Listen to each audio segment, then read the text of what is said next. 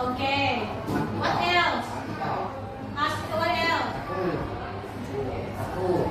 Okay, what else? Police station, what else? Supermarket, good job. And third floor. Huh? What did you say? 7-Eleven. Okay, now, so our objective for today is you are going to identify and understand some places here in town or in a town. And later on, you are going, teacher Karen will group you in 4 groups.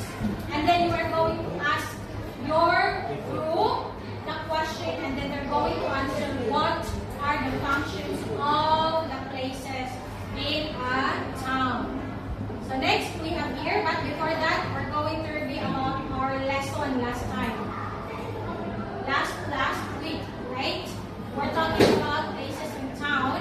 How do you question, or if you don't know something, if you don't know where is that place is located at, then you're going to ask, right? How do you ask it?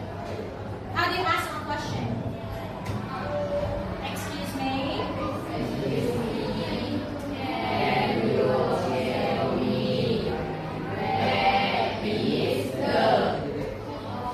Okay, so then you're going to mention the place. Okay, so what are the phrases that we're going to use? We have in front of, between, behind, next to, okay, in front of teachers. What place is that? No one will tell. You go here to study with teachers. What place?